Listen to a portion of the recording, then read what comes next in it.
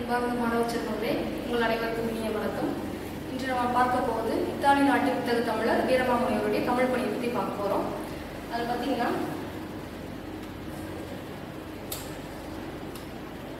வீரமாமுனிவர் 1680ஆம் ஆண்டு பிறந்து 1747ஆம் ஆண்டு மறைந்தார்.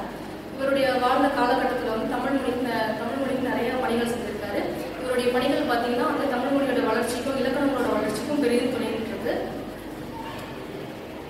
வீரமாமுனிவருடைய பிறப்பும் கல்வின்னு பார்த்தோம்னா வட இத்தாலியில் வந்து வெனிஸ் மாநிலத்தில் வந்து மாந்தோவா மாவட்டத்தில் பிறந்திருக்காரு. இவருடைய தாய் எலிசபெத், அப்பா பேர் வந்து கவுதியோசோ பெஸ்டி. இந்த பெற்றோருக்கு வந்து ஒரு மகனாக பிறந்திருக்காரு. 1700 1710ஆம் ஆண்டு வரைக்கும் சமய கல்வி, மெய்யியல், கலையியல், இலக்கணம் போன்ற பல படிச்சிருக்காரு.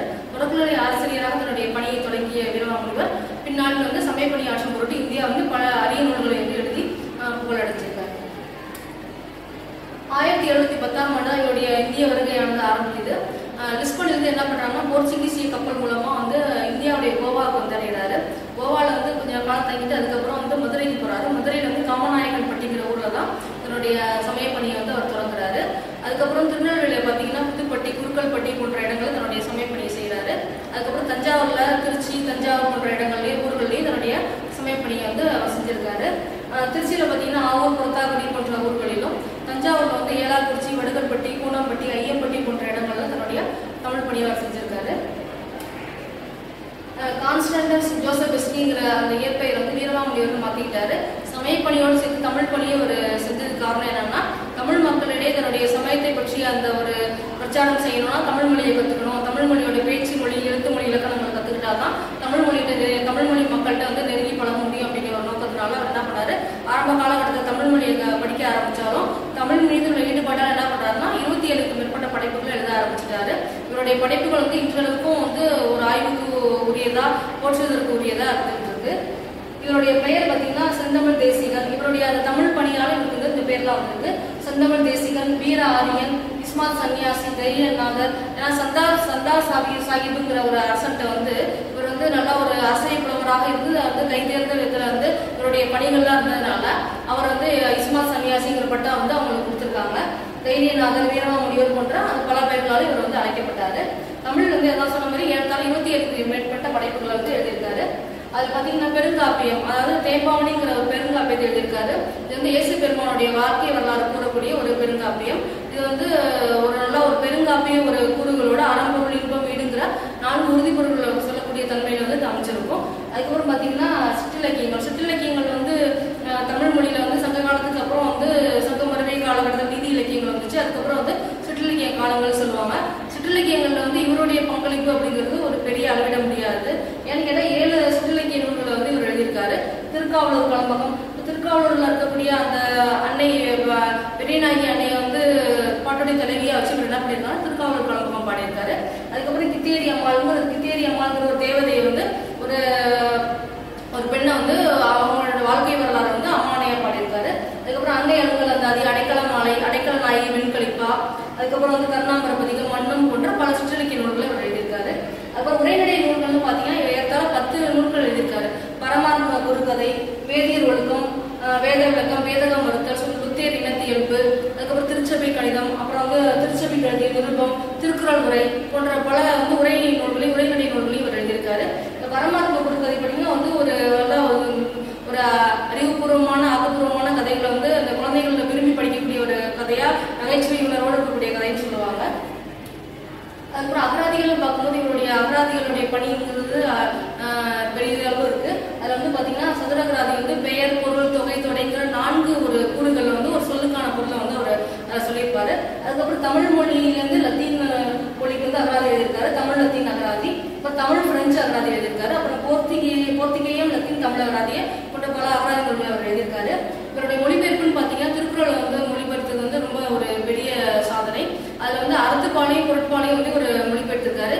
ஏன்னு கேட்டால் பின்னாடி வரக்கூடிய ஜியு போப்பு வந்து திருக்குறள் வந்து ஆங்கில மொழிபெயர்ப்பு செய்யும்போது இவருடைய அந்த லத்தீன் மொழிபெயர்ப்பு வந்து அவருக்கு ரொம்ப துணையாக இருந்ததுன்னு அவரே சொல்லியிருக்காரு, ஜியு போப்பே சொல்லியிருக்காரு.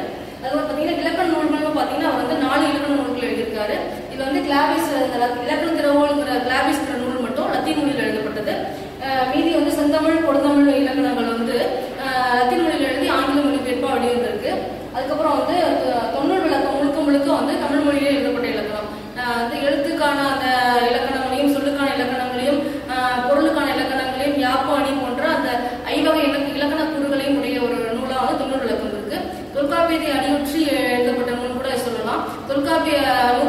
வந்து மேற்கோளாக அவர் நிறைய இடத்துல காமிச்சிருப்பாரு.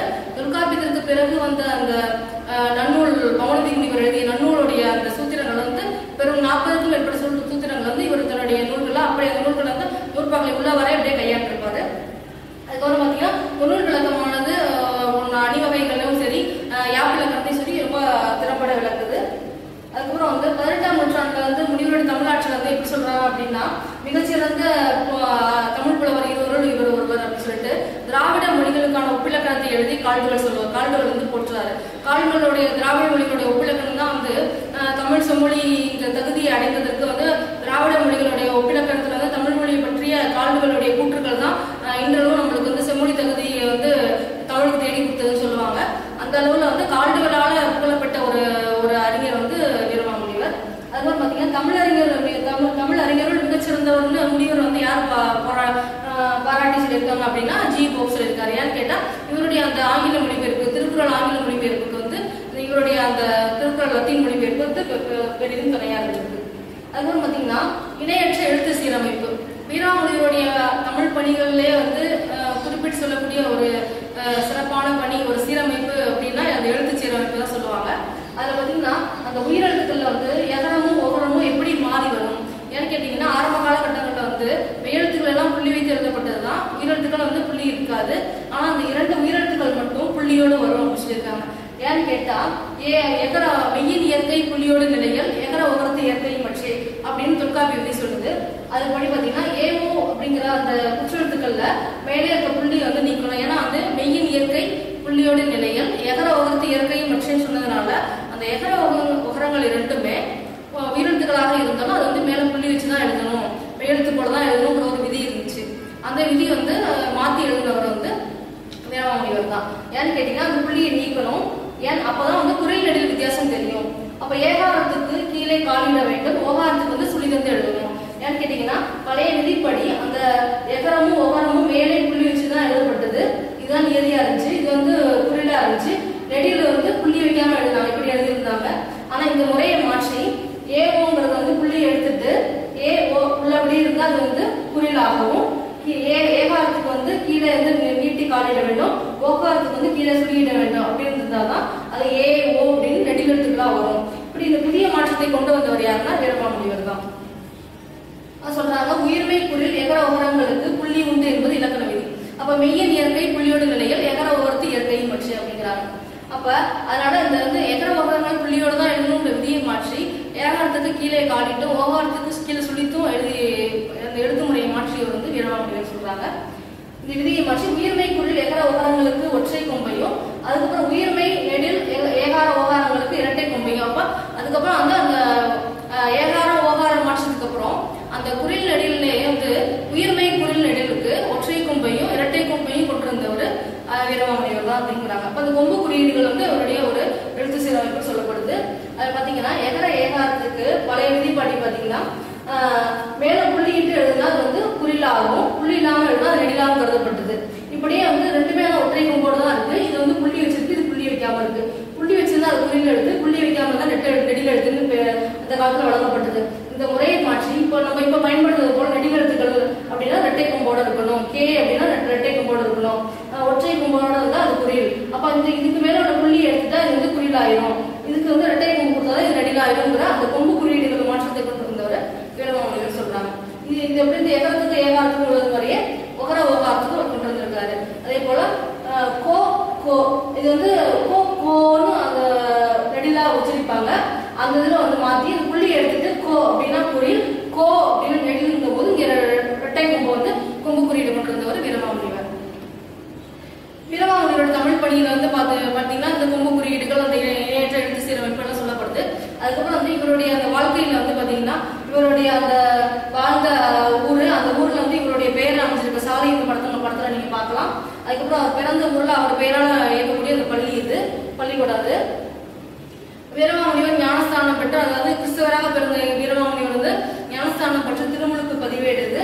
அது வந்து அவர் இத்தாலியில வந்து அவர் வாழ்ந்த நாட்டில் இருக்க அந்த அவர் ஆலயம் இது. அதுக்கப்புறம் வந்து வீரமாமுனிவருடைய தமிழ் பணி பார்க்கும்போது இங்க ஏலாக்குறிச்சியில வந்து அவர் வந்து சமய பணியோட தமிழ் பணி செஞ்சாரு. திருக்காவலூர் களமாங்க தான் வந்து எழுதினாரு அப்படின்னு சொல்றாங்க. கித்தேரி அம்மாள் அம்மானை போன்ற சிற்றிலக்கியங்கள் அங்கதான் எழுதப்பட்டது. அந்த ஒரு முக்கியமான ஒரு ஊர் வந்து ஏலாக்குறிச்சி. ஏலாக்குறிச்சியில் இருக்கக்கூடிய அந்த அடைக்கல மாதா கோயிலுடைய நுழைவாயில் தான் நீங்க பாக்குறீங்க. வீரமாமுனிவருடைய அந்த பணிகள் சிறந்து விளங்குவதற்கு காரணமான இடமான அந்த ஊர்ல அந்த ஆலயத்துல வந்து வீரமாமுனிவர் தனியாக ஒரு அறிவாலயம் அமைச்சிருக்காங்க. அந்த வீரமாமுனிவர் பெயரில் அமைச்சிருக்க வீரமாமுனிவர் அறிவாலயம் தான் அது. அந்த கோயில் நுழைவாயிலோட வலது பக்கத்துல அந்த வீரமாமுனிவருடைய அறிவாலயம் இருக்கும். அதுக்கு பார்த்தீங்கன்னா திருக்காவலூர் களம்பகம் பற்றிய கல்வெட்டு, அதாவது சிற்றிலக்கியத்தில் ஒரு கூறான அந்த களம்பகத்துல வந்து களம்பகத்தை உருப்பா வச்சு என்ன பண்ணிருப்பாங்க, திருக்காவலூர் களம்பகத்தை எழுதியிருப்பாரு. அந்த திருக்காவலூர் களம்பகம் பற்றிய கல்வெட்டு தான் இந்த இது படம். இப்போ திருக்காவலூர் களம்பகம் வந்து பாடுவது போல அமைந்த ஒரு செவுல வந்திருக்க ஒரு ஓவிய காட்சி இது. அதுக்கப்புறம் இது கித்தேரியம்மாள் அம்மானை. அந்த அம்மானையுடைய அந்த கித்தேரியம்மாளுடைய அந்த வாழ்க்கை வரலாறு சொல்லக்கூடிய அந்த ஒரு கல்வெட்டு இது. அதுவும் பார்த்தீங்கன்னா அது 5 இலக்கம் 90 விளக்கம் இன்றளவுக்கு வந்து நம்ம கைகளெல்லாம் கிடைக்கல. இது வந்து ரொம்ப அரிய ஒரு நூலாயிடுச்சு. அந்த நூலுடைய முதல் பக்கம் தான் அது. அப்போ இதில் பார்த்தீங்கன்னா கிறிஸ்தவ தமிழ் தொண்டர் கான்ஸ்டன்டினஸ் பெஸ்கி அப்படிங்கிறது பேர் கொடுத்து வீரமாமுனிவர் அப்படின்னு கொடுத்துருக்காங்க. திருநெல்வேலி சைவ சித்தாந்த நூல் பதிப்பு கழகம் வந்து இதை பதிப்பிச்சிருக்காங்க. அதுபோல பார்த்தீங்கன்னா செந்தமிழ் சரஸ்வதி மகா நூலகத்தால் வந்து இவருடைய செந்தமிழ் கொடுந்தமிழ் இலக்கணங்கள் வந்து பதிப்பிக்கப்பட்டன. இது வந்து செந்தமிழ் இலக்கணம், இது வந்து பேச்சு தமிழுக்கான கொடுந்தமிழ் இலக்கணம். இது ஒரு சென்னை மெரினா கடற்கரையில வீரமாமுனிவருக்கு சிலை வச்சிருக்காங்க. அந்த சிலை தான் அது. வீரமாமுனிவருடைய பிறந்த நாள்ல வந்து தமிழக அரசோட சார்பில் என்ன பண்ணாங்கன்னா ஒரு மலரஞ்சலி ஒரு செய்தித்தாள் வெளியிட்டாங்க. அந்த செய்தித்தாளோட இதான் அது. பொதுவாக அந்த வீரமாமுனிவருடைய பணிகள்னு பார்க்கும்பொழுது அவருடைய சமய பணியோடு சேர்த்து அவருடைய தமிழ் பணியும் வந்து இன்றளவு பேசப்படுது. அதில் அகராதிகள் பணி, இலக்கண பணி அப்படின்னு சொல்லிட்டு போகலாம். மதத்தை பரப்புவதற்காக வந்தாலும் கூட தமிழகத்திற்கு வந்து தமிழ் மக்களோட ஒருவராக இணைந்து தன்னுடைய வாழ்க்கையை துறவி போல வாழ்ந்து தமிழ் மக்களுக்காக தன்னுடைய வாழ்க்கையை அர்ப்பணித்து ஏறத்தாழ 27க்கும் மேற்பட்ட இலக்கண நூல்களை படைத்து இலக்கண இலக்கியங்களை படைத்து தன்னுடைய வாழ்நாளில் தமிழ் பணியை செய்து முடித்த ஒரு பெரிய பெருமகனாராக வீரமாமுனிவர் திகழ்கிறார். அவருடைய தமிழ் பணிங்கிறது என்றென்றும் போற்றுவதற்குரியது. நம்ம வந்து என்னைக்கும் போற்றி அதை வந்து நம்ம என்ன பண்ணணும், தமிழ் ஆய்வுகளுக்கு உட்படுத்தி அவருடைய படைப்புகளை வந்து நம்ம தெரிஞ்சுக்கணும். வாழ்க தமிழ், வளர்க தமிழ்.